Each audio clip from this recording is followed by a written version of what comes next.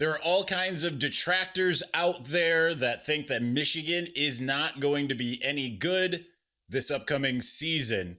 We have one of them on. I'm just kidding. We do not have one of them on, but we have Clayton Sayfie on to talk about what this upcoming season might mean for the Michigan Wolverines.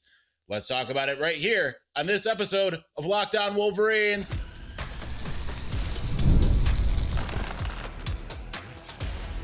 You are Locked On Wolverines, your daily podcast on the Michigan Wolverines, part of the Locked On Podcast Network, your team every day. Happy Thursday. We are back and doing it. Locked On Wolverines podcast, part of the Locked On Podcast Network, where is your team every day. I'm your man on the ground, Isaiah Hole, publisher of Wolverines Wire through USA Today Sports Media Group. Big thank you to our everydayers who check out our show every single day, and thank you for making us your first listen. You can see over to my side there, we've got the Fort Master from the Wolverine. That's Clayton Sayfie. Not a lot of faith in Michigan ever. He's a big hater usually. So we got him on.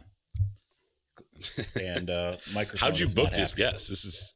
It's impressive to get a guest of this caliber on. You know, it's your agent reached out to me and said that if I gave you like 3 months of we would come on for like 15 minutes. So we got a busy schedule over here, dealing with the message board people and all that. So it's tough to find the time, but I appreciate you having me. Obviously you invited me. I didn't invite myself. So it's great to be here. Definitely didn't invite yourself. You definitely didn't say, hey, I will pay you to come on your podcast. Nonetheless, we're going to get into, we don't have necessarily a general plan here. We're just going to kind of chop it up for a little bit. So let's start out. Yesterday you were telling me you think that Michigan's going to go 5-7. So I just want you to react to that and why you're so down on Michigan. No, I think I said 4-8, but yeah, you did say 4-8. You said the state runs through East Lansing, I think is the first thing that you said to me. Well, I mean, think of New Mexico. That's a good team that could come in here. And no, I'm just kidding. Obviously I didn't say that. To sidetrack real quick, I know we haven't even really started, but the best podcasts would be No Agenda and recording ourselves and other media members in the parking lot at Schembechler Hall as we're walking out of press conferences, because that's when the real like candid conversations happen. What's going to happen this weekend? Why did this happen? Why did that happen last week? How's this team going to be? When you're walking out of a fall camp press conference, or even like if we were filming to us for a second. I was going to say, if we're filming and the people you run into on the way in and out, that would be a lot of fun. That would be the real stuff that maybe you'd have to put on like Patreon or something like that people would pay for, because that's the real good stuff. But no, I think the thing is, obviously I didn't say that Michigan's going to go under 500. I actually am probably on the more optimistic side than most people heading into this season. But you and I were texting yesterday just about what the expectations are, what could happen, what scenarios could play out. And we were talking a little Big Ten football, and we got into Aiden Childs. Is he going to take the next step? And I was like, just have me on the podcast. Let's just have the discussions then. Cause it's starting, 72 days until Michigan football, Doug Skeen days until Michigan football. And you're starting to get the itch. Okay. Yeah. I'm starting to get the itch to like talk about look at that. Michigan men's basketball returns. Yeah, let's just talk hoops, actually. But I'm starting to get the itch, man, to talk about this stuff. Yeah, we are nearing it. We'll get into like the Aiden Childs of it all here in a minute, but I think it's funny because you do tend to be on the more optimistic side. I tend to be kind of down the middle and generally, but this last year I was really optimistic. And that kind of scares me for the sake that I'm probably even more optimistic than you this year. But like I said yesterday to you, and I ended up saying on the show last night, is I think the big thing for Michigan this year, more than anything, is it a road team? Is it a team that can go and play on the road? If it can do that, they could win every game. right? Like there is no game on that schedule where you can look at and say that's an automatic loss. I know some look at Oklahoma that way for some reason, even though Oklahoma has not been like what has Oklahoma been, right? Like it hasn't exactly been like it's not it people are treating it as if Michigan's going to be going into Bryant Denny 5 years ago. Yeah, and I saw somewhere the early line is Oklahoma -1.5, so it's essentially a coin flip, and Vegas believes that on a neutral field, Michigan would be the favorite. So, and that's just Las Vegas. I mean, I think at this time last year, Michigan was probably favored or maybe a 3-point underdog, if I remember correctly, against Texas at home in week 2. And then, Texas ended up being much, much better than Michigan, especially at the beginning of the year. Michigan figured some things out by the end. Really, they figured out that they didn't have an offense and they should just play to that.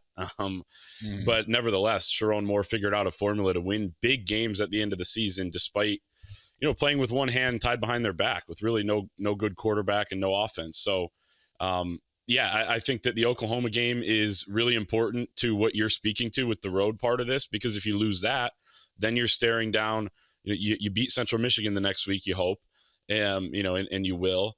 But then 2 weeks later, you have to go into a similarly hostile environment. Yeah. Don't let Anthony Broom hear. He's CMU grad. Yeah. Yeah. But then 2 weeks later, you're at Nebraska, and every other week, essentially throughout the season, you're on the road. Now, at the end of the year, the schedule gets a lot easier because 2 of your road games, one of them's really a neutral field game, and you'll have the advantage in fans at Northwestern at Wrigley Field. The other one's Maryland. I know that was for the 1,000th win, but 2 years ago when Michigan was there, I mean, it was essentially the Big House East. And then the third one being the Michigan State environment. If Michigan State is okay at that time of the year, it's going to be a really good environment. If they have a poor start to the season, it could get ugly there. They had hardly any fans at the end of the year last season. I know weather played a part of that, but 2 years ago when Michigan went there, and it was the Harlan Barnett mini era there, Michigan had more fans by the end of the first quarter. So it's a little more daunting at the beginning of the year. I think you can find your stride in the middle part of the season. But Isaiah, they play so many teams that you have no clue what they're going to be. Oklahoma has a coach on the hot seat. Wisconsin has a coach on the hot seat. Washington's kind of a wild card team. I actually think they could be a sleeper team in the Big Ten, but you get them at home. USC, Lincoln Riley, they're recruiting incredibly well right now, but he hasn't really done a lot since his first season at USC. So, and maybe Michigan's in that boat, right? Maybe Michigan is one of those type of teams now this season with a freshman quarterback and some question marks and the offensive line that they could go either way. I think they are. And what do you think about this take that I had? And I talked about this with John U. Bacon. We talked a week ago, and he, it might sound crazy, but I think the 2 most likely outcomes for Michigan football is to go 10-2 or 8-4, not 9-3, because you're either going to win some of those swing games or you're going to just lose all of them and you end up 8-4 or something like that. So, I don't know. What are your thoughts on that? Last year proved that a Sherrone Moore coach team, it's kind of hard to say that they're not going to, right? Because like at the beginning of the year, I mean, USC aside, for the first 2/3 of the season, they lost pretty much every game that they should have. Now, and Washington, which is a game that they should not have, right? I think that maybe if they stuck with, I mean, I'm still bitter, and I've talked to some people. I shouldn't even say this, but I've talked to some people that I'm not even going to qualify who I talked to, who believe that if they would have run the same style of offense with Alex Orji in, that game was within hand. I know you were a big Jack Tuttle guy, even though he could not play at all at the moment. But they completely changed the offense when Tuttle came in to something that was more amenable to Orji's skill set, which was weird. So, like, I look at that game and say, what, like, when Orji was in, it was kind of like, oh, well, let's have these long developing plays, make him go through reads. Tuttle comes in, they're like, quick game downfield, one read and done. It doesn't make any sense. That was a game where they could have won if they just would have been a little bit more coherent and cohesive. But were they trying to prove early in that game that because they called the beginning of that game with Orgy differently than they called the prior games with Orgy? Were they just trying to prove that, okay, it's obvious we do have to make a move? And then when Tuttle came in and completed that 5-yard pass or whatever it was to Bredesen, you're like, oh my goodness, it's a totally different world out here. They actually moved the ball a little bit with Tuttle that game, but they did, but that was also because they they made it like that quick one read type of deal. Let's continue this on the other side. We're up against it for a minute here. So we've got plenty more coming for the next 15, 17-ish minutes. We will get to more with Clayton Sayfie over from On3, thewolverine.com here in just a moment. But before we do you ever check your bank account and wonder, where did all of my money go? That was actually me this morning after doing a whole bunch of landscaping around the house. Between dining out, online shopping, and entertainment, it's super easy to lose track. That's where Monarch Money comes in, your personal CFO giving you full visibility and control over your finances.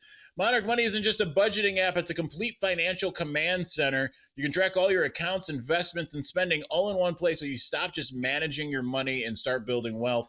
When I started using Monarch, I realized just how much I was spending on food delivery. Now I budget smarter and I save more. Instead of juggling multiple apps, you can use Monarch to check your finances, track spending, and even plan long-term goals. Take control of your finances with Monarch Money. Use the code LOCKEDONCollege for 50% off of your first year. That's monarchmoney.com with the code LOCKEDONCollege. You can save half off your first year.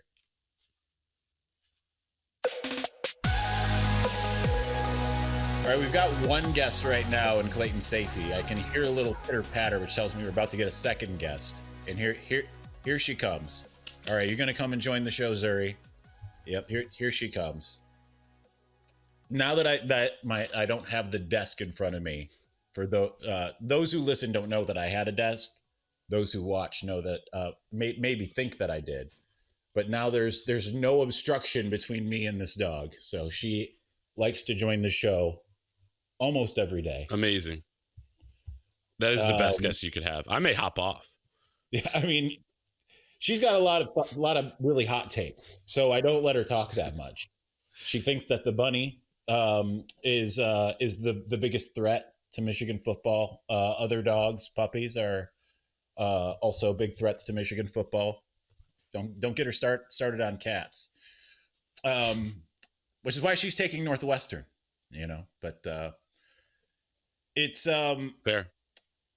Kind of back to our thought.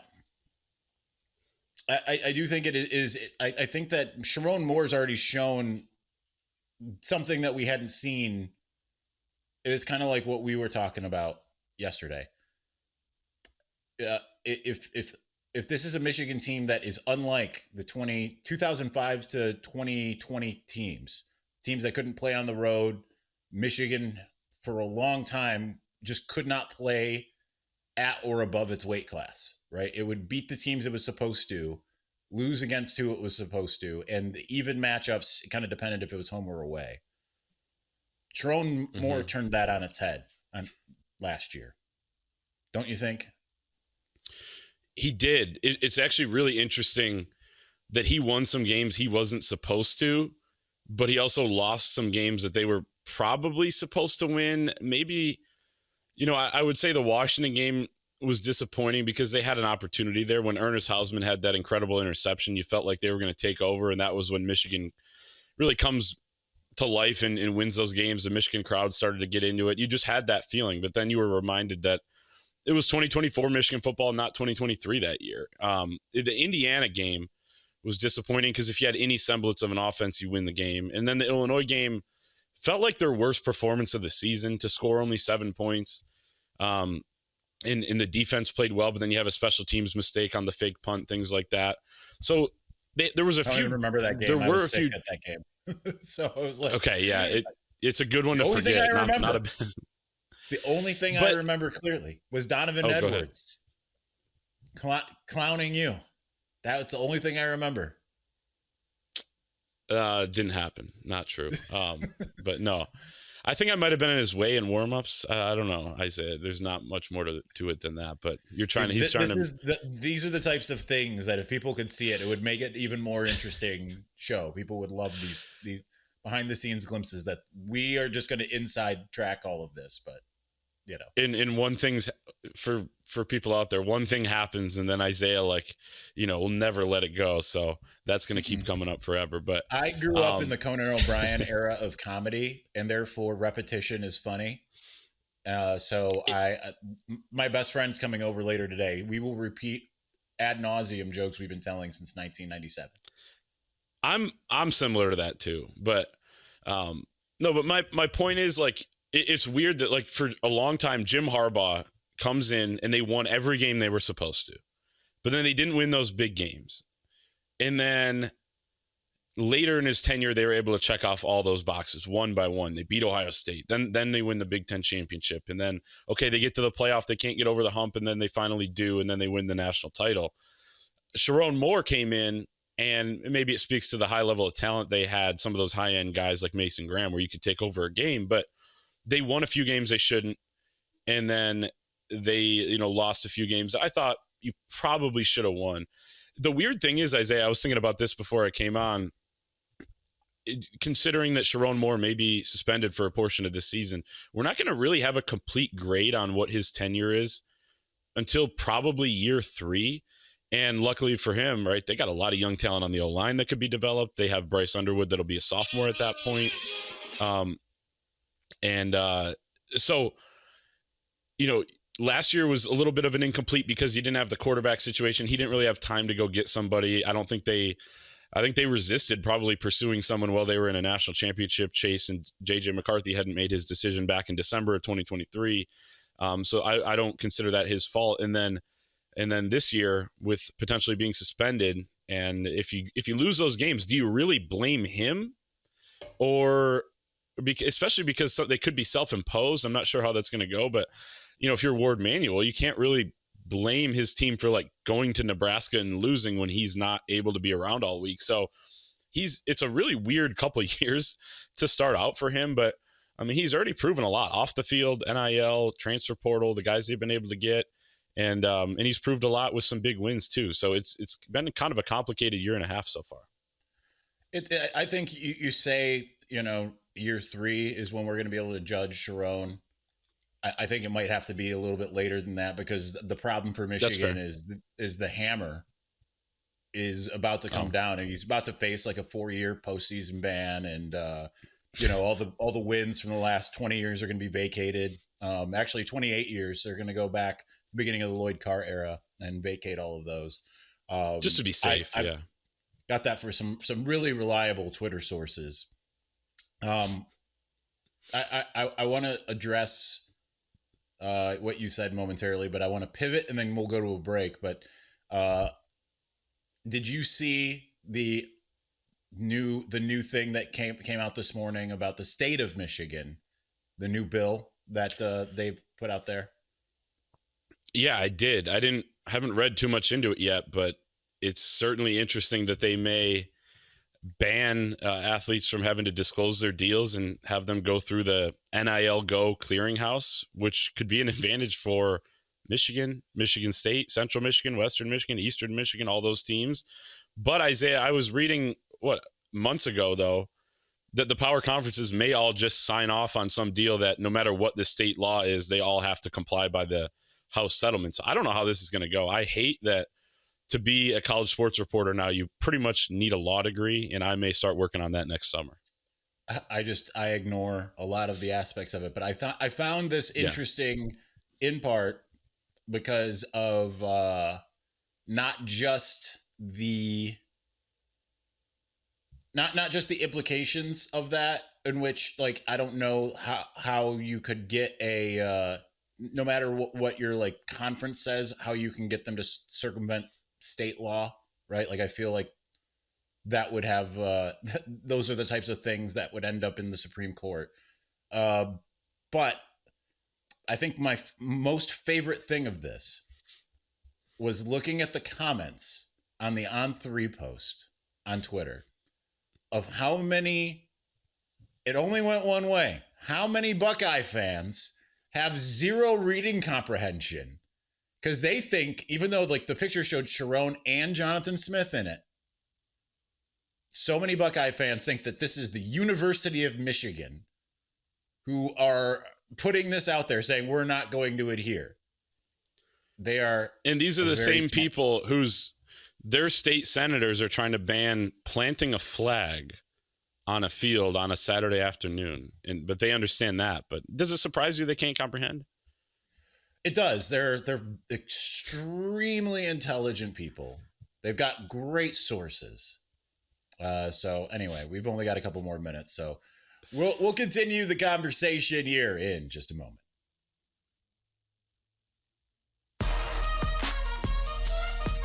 All right, we got to get our rivalry burn in real fast.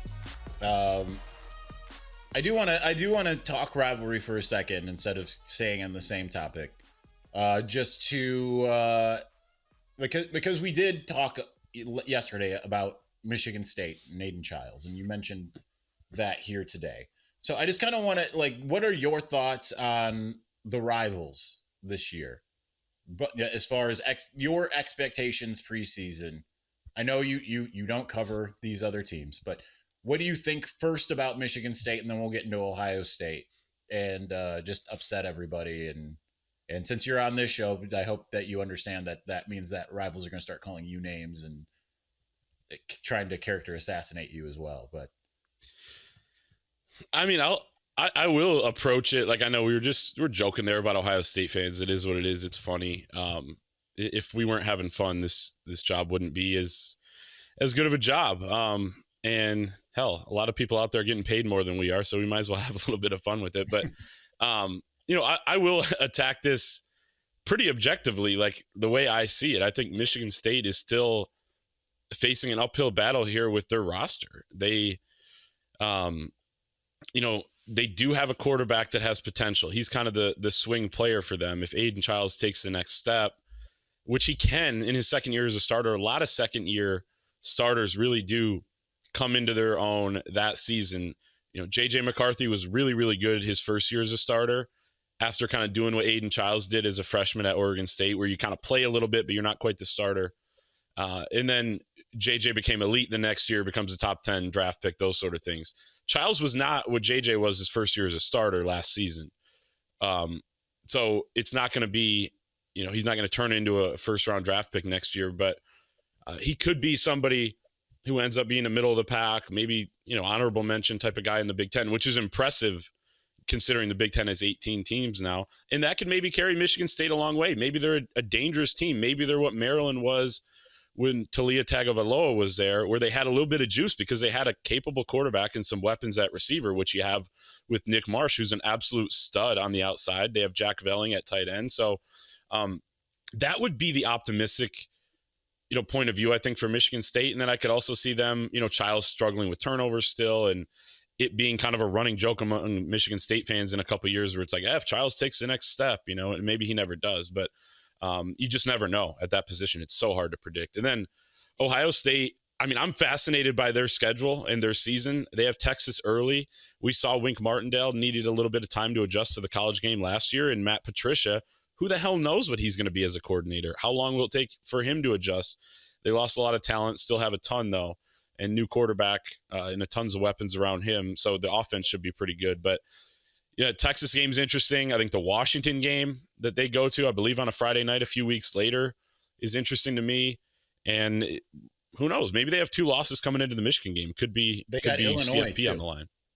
Illinois. Are they at Illinois?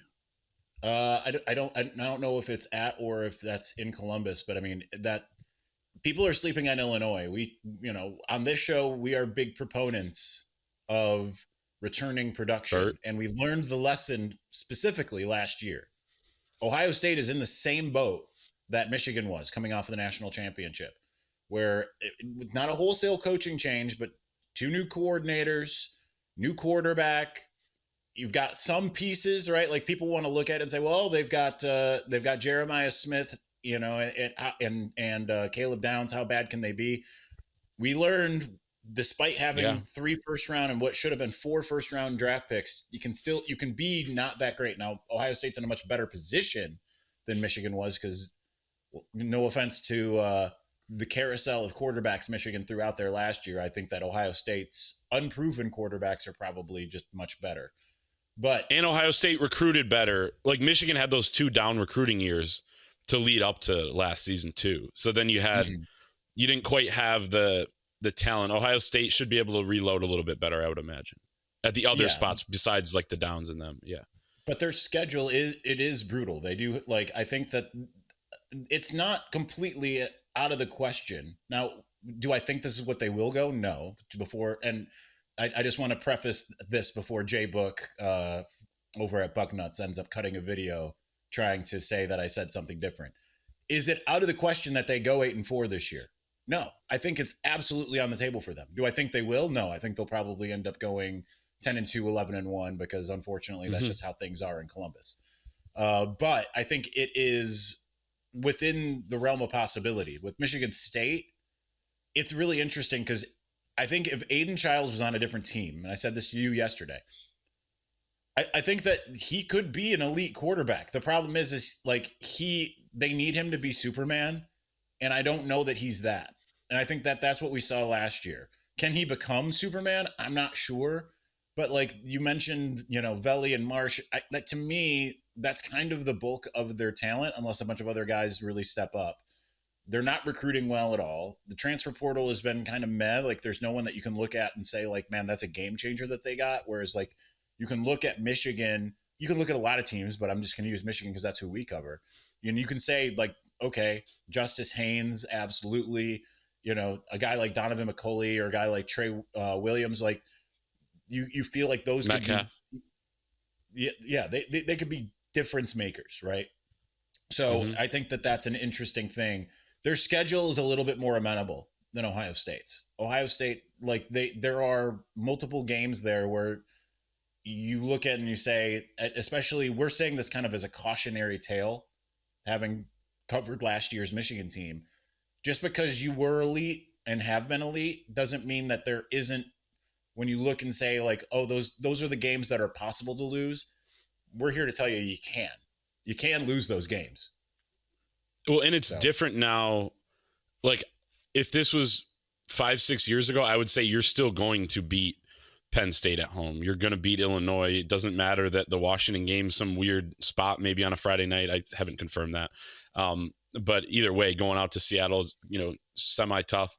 But it's changed now because the talent has been distributed more evenly around the country to where Illinois can beat a Michigan last season. Indiana beat Michigan because they essentially took a pretty good James Madison team and blended it with some talent from other places from the portal, and then a couple guys returning from Indiana and a good quarterback, Curtis Rourke. So like those are just a couple of examples. So, for a lot of different reasons now, the talent is more evenly distributed. More teams have a chance to make some noise or just sneak in the college football playoff. So 8-4 is possible. I still wouldn't predict it. I'm with you. I think they're going to win double-digit games in the regular season. I think that they have a hell of a shot of coming into Ann Arbor and winning. I don't know that I would predict that right now, though, either. But I think all those things, like they can accomplish almost everything this year, but they could also fall somewhat flat given their extremely high expectations. All right, that's all the time we've got. So I want to thank you, Clayton, for joining the show. And we will be back on. Thank you for paying me to come on the show. That's going to do it. Thanks for watching. Thanks for listening. We will talk to you again soon. Peace.